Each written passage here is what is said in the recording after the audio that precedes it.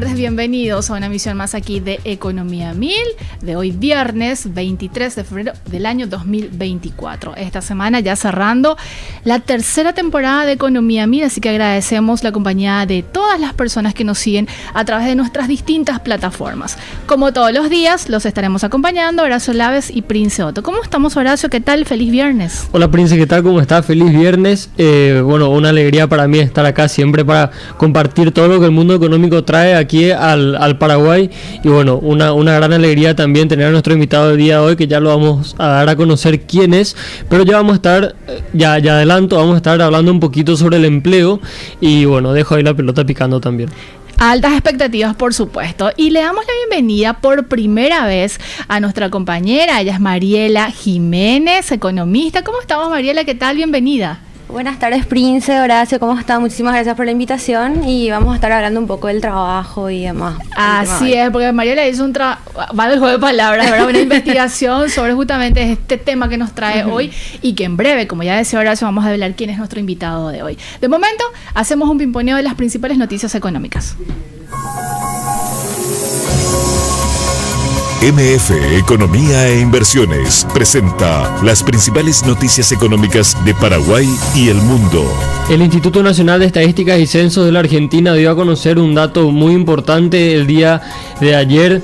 Datos oficiales datan de que la actividad económica en la Argentina presentó una caída del 1,6% en el año 2023, es decir, la actividad económica retrocedió en casi 2%. Esto se ha explicado principalmente por el retroceso del sector agropecuario, que ya veníamos hablando también bastante el año pasado sobre la fuerte sequía que afectó al país vecino, y también por el retroceso de los sectores de la industria y del comercio. En el año 2022 la economía argentina presentó un crecimiento del 5%, un gran contraste con el crecimiento del año pasado, y bueno, ya para este año 2024 se espera un crecimiento negativo también por fuertes ajustes que se están dando justamente en el sector fiscal y monetario de la economía argentina. Así también, según datos del Ministerio de Economía y Finanzas, con respecto a la deuda pública del país, el ministerio informa que el mismo cuenta con unos 192,49 millones de dólares de fondos todavía disponibles de la emisión de bonos soberanos colocados en mercados internacionales, y bueno, esto todavía para el financiamiento del Estado. Y ya le damos la bienvenida al invitado de hoy. Él es Enrique López Arce, analista de empleo, exdirector del empleo también. Muchas gracias, Enrique, por estar. Bienvenido. Muchísimas gracias, Prince, Horacio, Mariela, a la producción y también a toda la audiencia. Y vamos a hablar de algo que nos interesa a todos. Así es, y ya puedo decir el título porque me encantó cuando planteaba y hicimos el intercambio. De hecho, vamos a hablar sobre el primer empleo y el empleo después de los 50 años, los dos extremos de la vida laboral. Cuando me pasaste ese título yo quedé encantadísima y compartí en la oficina, y obviamente toda la gente también se aprendió, así que yo estoy segura que la audiencia del otro lado también. Cuando hablamos, Enrique, de primer empleo, y me gustaría, antes de abordar justamente el concepto como tal, compartir algunos datos que preparó justamente Horacio con la audiencia para dimensionar en números de lo que estamos hablando cuando hablamos de esta franja etaria de un extremo a otro. Así que, compañeros, cuando nos den el soporte técnico podemos compartir las láminas. ¿Qué podemos decir sobre esto que preparaste, Horacio, acerca de esta distribución de edades? Bueno, en esta primera lámina, para nuestros televidentes, también las personas que nos acompañan por el canal de YouTube van a poder ver, y bueno, si nos acompañan por la radio también, la idea es que podamos compartir la información. La primera lámina justamente indica a la población de 15 años y más de edad ocupada y ocupación informal no agropecuaria, es decir, no estamos contemplando aquí el empleo que se da en el campo según los grupos de edad. Y justamente como el tema que nos trae el día de hoy es el primer empleo y también el empleo después de los 50, un poco los dos extremos, creemos importante compartir con la audiencia estos datos que ubican al rango de edad de entre 25 a 29 años como la mayor franja de empleo, seguido rápidamente de el rango de edad de 30 a 34 años. Estamos hablando de igual manera que entre los 20 años hasta los 44 hay una mayor concentración de empleo, y bueno, esto ya se puede ver una disminución bastante clara entre los 15 a 19 años, y también, que es uno de los extremos, y también se puede ver esta disminución importante luego de los 44 años de edad hasta los 65 y más, que vemos cómo progresivamente va disminuyendo también esta línea. El primer empleo, Enrique, ¿cómo se lo denomina conceptualmente? ¿A qué se refiere? ¿Y qué es la representación en materia de desafío? Bueno, los números dados por Horacio sirven mucho para mostrar o para entrar. Lo primero que tenemos que decir es que las cifras que vamos a mencionar son personas, ¿verdad? Así es. Entonces, el primer empleo es el que más duele, el que no se consigue tan fácilmente y tiene que ver no solamente con nuestra generación, sino con las generaciones anteriores y probablemente posteriores. El rango de edad más difícil de conseguir empleo es entre los 18 y los 24 años. Antes de los 18, en realidad, no estamos hablando del empleo como conocemos porque tiene ciertas particularidades, ¿verdad? La figura legal es la de pasantía o de aprendizaje, tiene que ser autorizado por los padres, supervisado por una institución que se llama CONAETI, no pueden tener la misma carga horaria, normalmente 6 horas, no pueden trabajar en todos los sectores, entonces en realidad es como una previa, ¿verdad? ¿Y esto puede entrar dentro de la clasificación de informalidad o igual se considera como trabajo informal este trabajo previo? No, es un empleo guiado, ¿verdad? Y la figura legal es la de aprendiz o la de pasante, ¿verdad? Normalmente los bachilleratos técnicos tienen como figura obligatoria de que se tenga una pasantía. Entonces no podemos hablar de empleo. No entra dentro del rango de empleo porque la persona propiamente dicha, digamos, tiene en muchos casos la pasantía, por ejemplo, cuando es educativa, inclusive la ley no le asigna una remuneración cuando es una ley aparte del Código Laboral, la ley de pasantía educativa, y en el caso del aprendiz un 60% del salario mínimo lo establecido en el Código Laboral y dentro de otra ley que es la 4915, si es que no... si mi memoria anda bien, que es la ley de inserción al primer empleo o de empleo joven, donde una de las figuras justamente es esa, la del aprendiz, ¿verdad? Entonces, no entra dentro de lo que nosotros conocemos, no hay, digamos, un trabajo en sí fuerte, pero sirve para una práctica supervisada, ¿verdad? O sea, el chico normalmente está apoyando, no es que queda, por ejemplo, no es que va a estar solo en una caja, sino que va a estar ayudando en algún tipo de trabajo de soporte. Ahora, desde los 18 años sí. Desde los 18 años. Básicamente cuando el adolescente termina, vamos a decirle la secundaria, para insertarse al mercado laboral. Y ahí vienen los primeros números. Estamos hablando entre 60 y 75 mil los jóvenes que salen todos los años del tercero de la media. Ahora estamos más cerca de los 60 mil, por lo que todos sabemos, ¿verdad?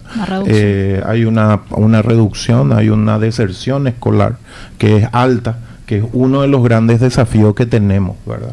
Uno, hacer que el chico permanezca dentro del colegio, porque cuando no sale, y muchas veces sale obligado por la necesidad, por la urgencia, ve de repente que en la familia falta comida y dice: yo no puedo estar en ambiente escolar cuando en casa me falta, o acá yo no tengo. Por eso es tan importante esto de que habla el gobierno, ¿verdad?, del programa Hambre Cero, porque uno de los mayores motivadores de la deserción tiene que ver con el tema de no tengo alimentos, ¿verdad? Y para nosotros que somos bendecidos, clase media hacia arriba, es muy difícil entender, pero es dificilísimo cuando falta dinero, ¿verdad? Entonces ese joven o ese chico, uno de esos motivantes tiene que ver con eso. Y en realidad es sentenciado. Cuando deja el sistema educativo, él es sentenciado a malos empleos y a malos salarios. Entonces, primer desafío cuando hablamos del primer empleo es que ese chico haya terminado todo lo que es la educación formal. El segundo desafío, tenemos que separar lo que es el empleo rural del empleo urbano. Las condiciones, el escenario. Las condiciones, el escenario, las necesidades, las oportunidades, el desempleo, la subocupación, todo es diferente, ¿verdad? Tanto así que países como la Argentina, por ejemplo, tienen dos indicadores completamente diferente. No es como nosotros, que tenemos un indicador de tasa de desempleo, digamos, mixto o conjunto. Ellos tienen su tasa de desempleo urbano por una parte y su tasa de desempleo rural por otra parte. Entonces nosotros no, la estadística que nosotros medimos, digamos, nos muestra la suma del desempleo urbano con el rural, ¿verdad? Es el primer concepto que tenemos que tener claro. Hoy hay un problema con el abandono escolar que se ve repercutido en el momento de políticas de acceso al empleo.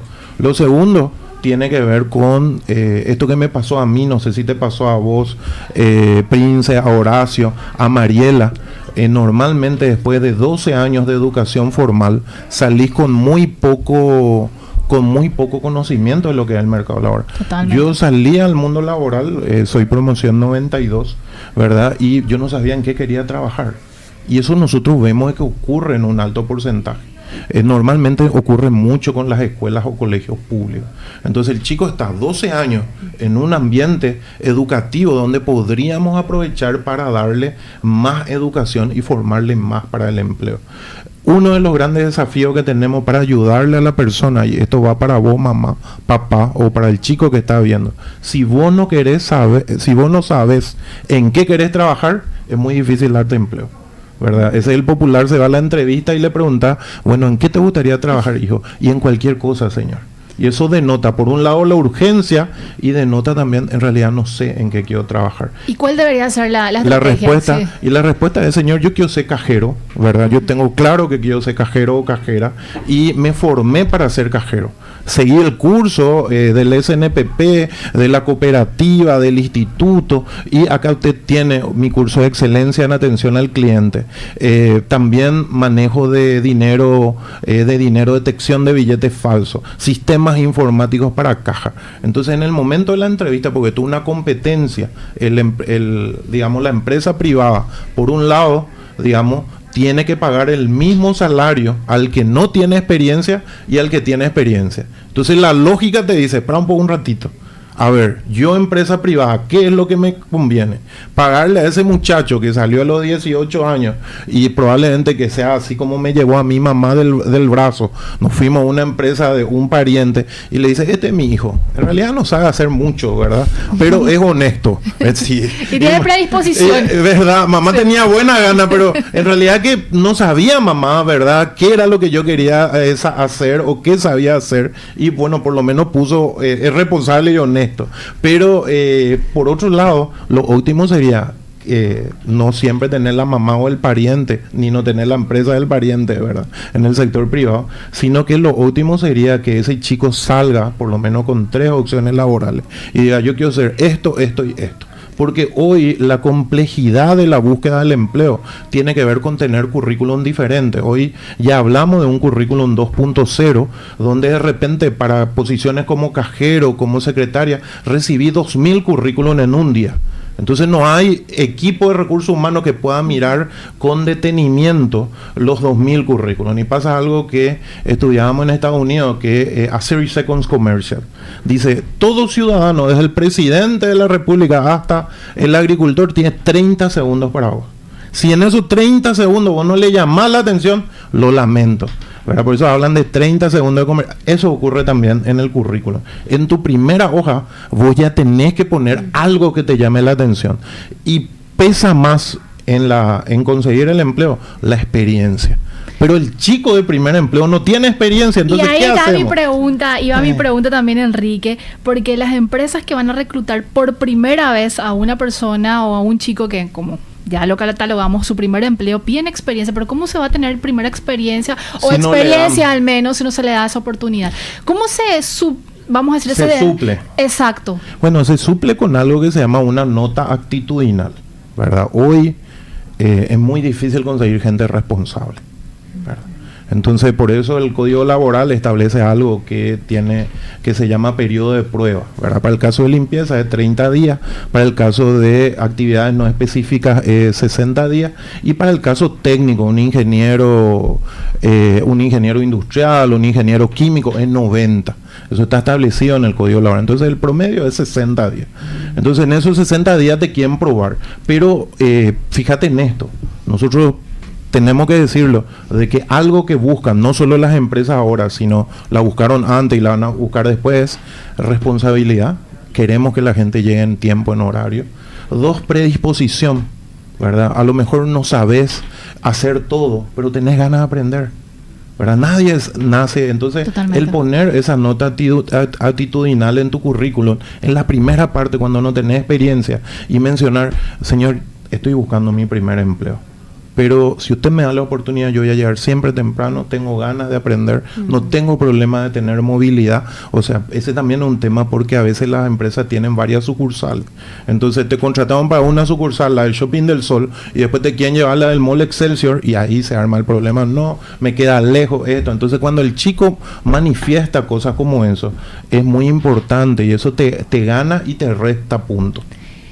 Enrique, apelando a tu conocimiento, a tu alta experiencia justamente en lo que se refiere a empleo, al mercado laboral en general aquí en Paraguay, ¿qué sugerís o le sugerís a ese chico que va a justamente incursionar por primera vez al mercado laboral? ¿Qué es lo que debe de tener como preparación, vale el juego de palabras, previa en materia de estudios también? Porque hay que también considerar que estamos en una generación donde los chicos no quieren tomar cuestiones técnicas o estudios técnicos de 1 o 2 años porque están abocados a justamente despegar más rápido de lo que quizás se necesita en ese proceso de preparación. Sí, las generaciones nuevas, ¿verdad? Los centennials, los alfa, ¿verdad?, que están entrando ahora al mundo laboral, y eso ocurrió en cierta medida con los millennials, tienen, digamos, conceptos completamente diferentes. Hoy la calidad de vida, el que en el trabajo te sientas bien, ¿verdad? No es solamente el salario, sino también es el salario emocional.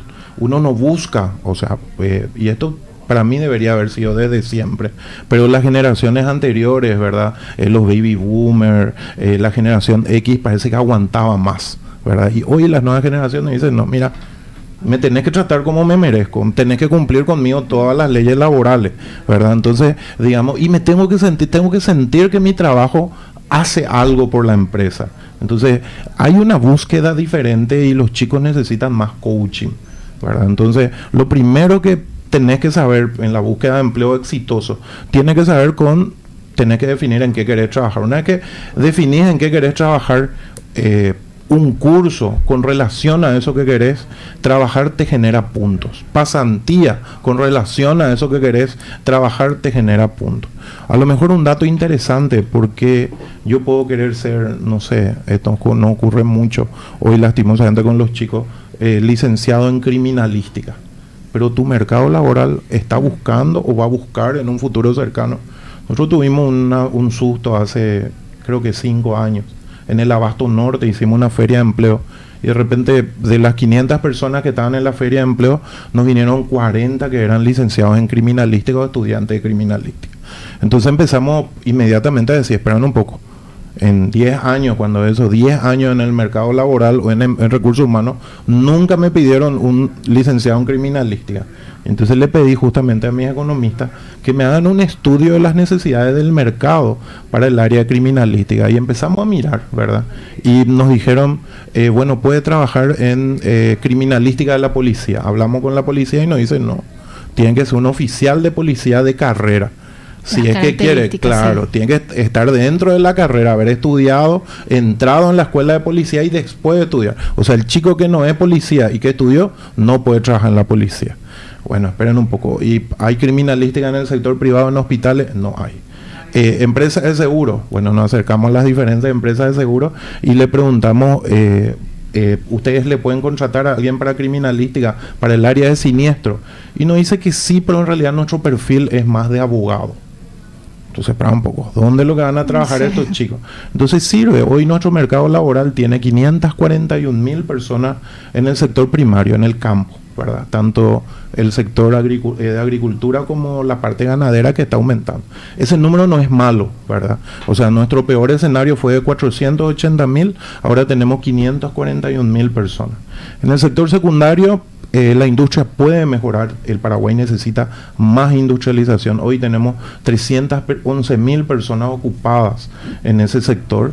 En la construcción sí estamos pasando por un mal momento, ¿verdad? Nosotros llegamos a tener en pandemia 304,000 personas trabajando en construcción y bajamos a 211,000.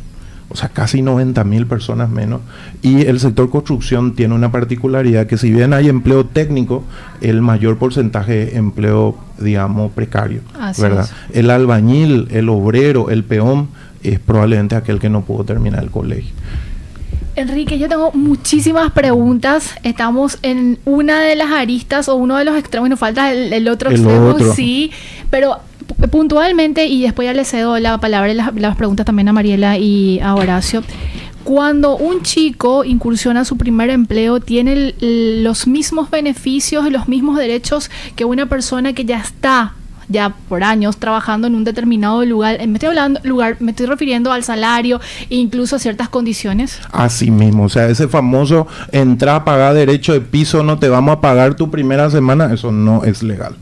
Te deben pagar desde el día 1, ¿verdad? Y hay muchos tabúes que tenemos que romper. Uno de ellos tiene que ver con al no tener mucho contacto con el mercado laboral. Hay muchas veces que ven los history, los YouTube, y de repente la historia de Steve Jobs es 1 minuto y medio, 2 minutos, y entonces no es tan rápido el éxito. O sea, algo que tenemos que decirle a nuestros hijos, a nuestros chicos, es: tu primer empleo no va a ser probablemente el empleo de tus sueños. Todos empezamos abajo, vamos escalando. Las claves son la educación. Aprovechar tu salario para educación, es clave la educación.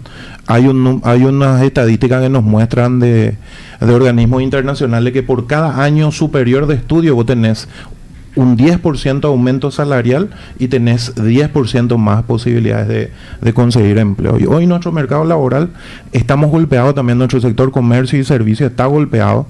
Nuestro promedio de empleos en el sector comercio debería ser de 1 millón de personas. Hoy tenemos 812.000 personas. Lo normal en servicio es tener 900.000 personas. Hoy tenemos 703.000 personas. Tenemos 1.181.999 de empleo privado, 269.000 de empleo público, tenemos 143.000 empleadores o patrones, 211.000 de empleo doméstico. Y este es un número que hay que analizar, y ahí entra también el tema informal. Nuestros cuentapropistas hoy son de 903.000.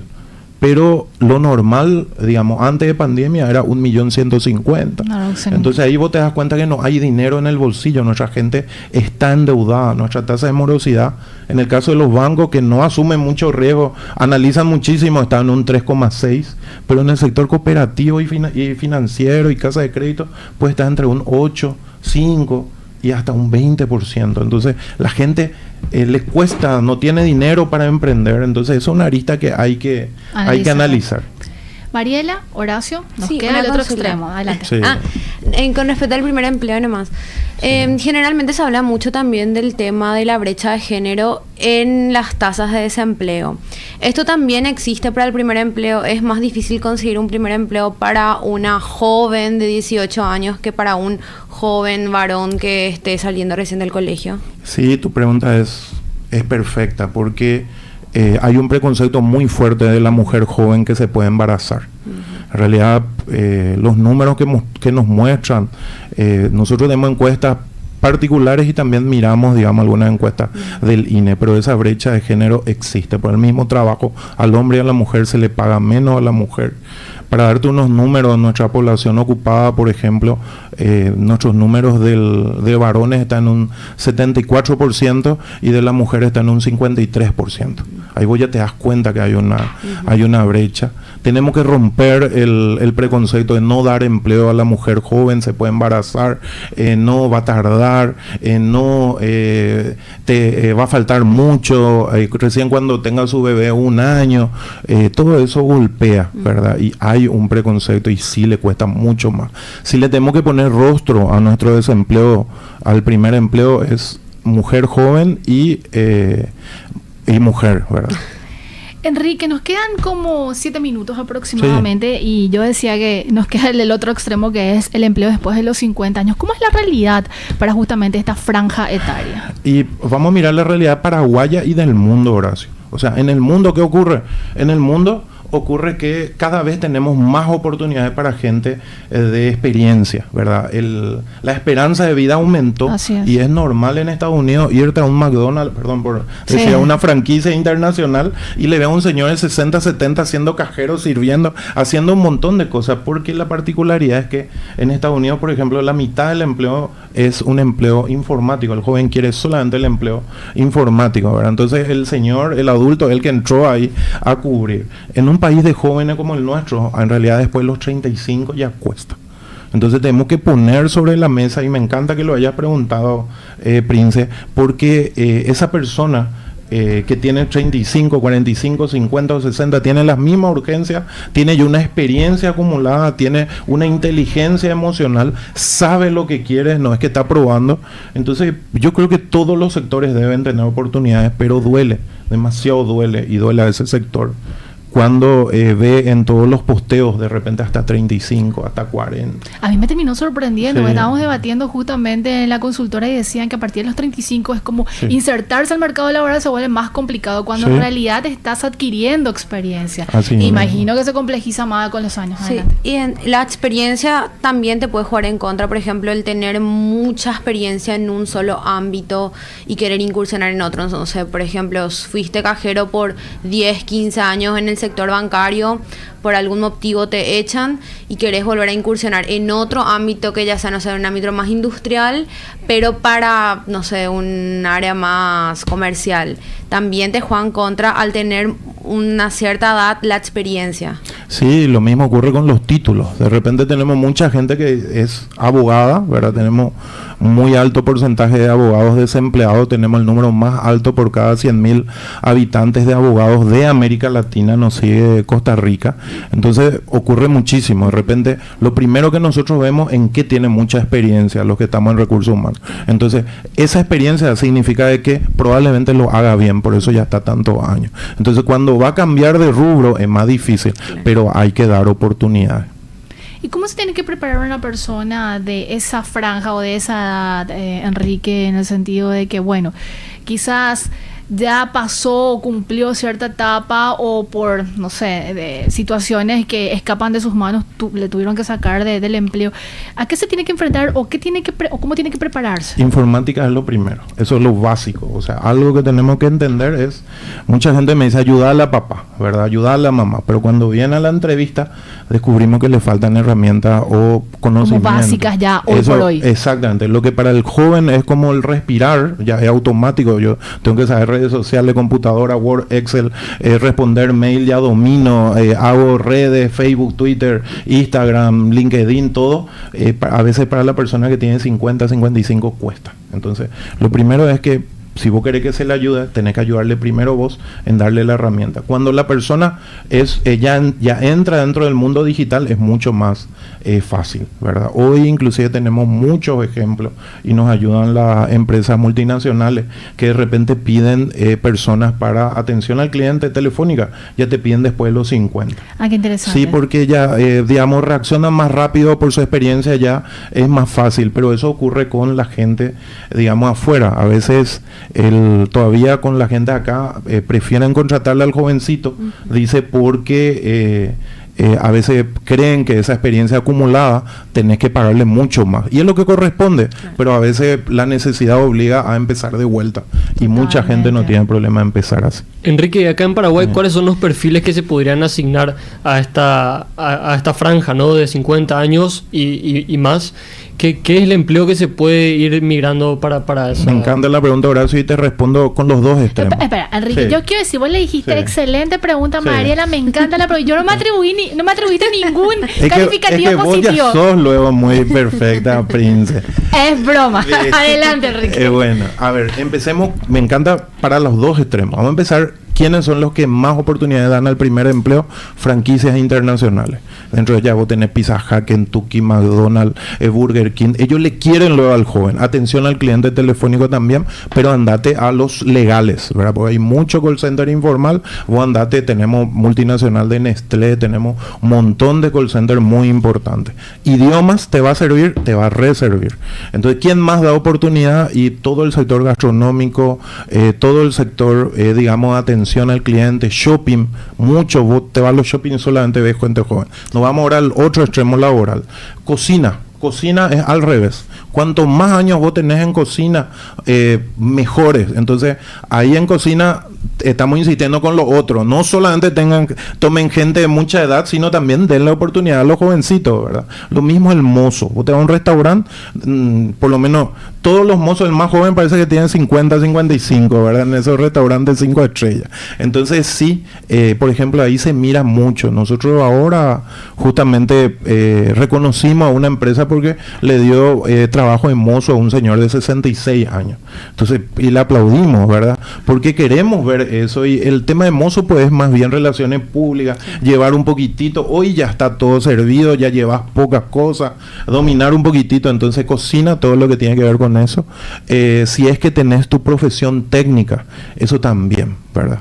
O hay un informe del BIP y de la OIT que dice que para América Latina es mucho mejor, antes de ir a la facultad, tener una carrera técnica corta, esa que de repente uno no se da cuenta, porque durante toda nuestra vida, nuestros 12 años, nos mostraron el empleo de corbatita, de secretaria administrativa, y ahí papá y mamá también influyen, ¿verdad? Yo quiero un empleo para mi hijo, para mi hija, con aire acondicionado, no quiero que esté en la calle.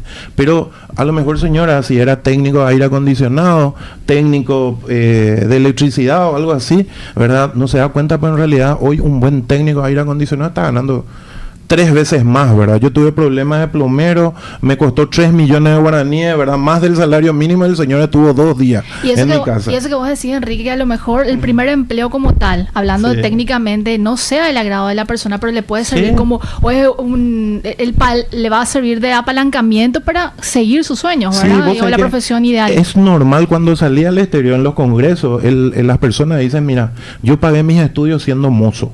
Yo pagué mis estudios trabajando en esto, ayudante de tal cosa.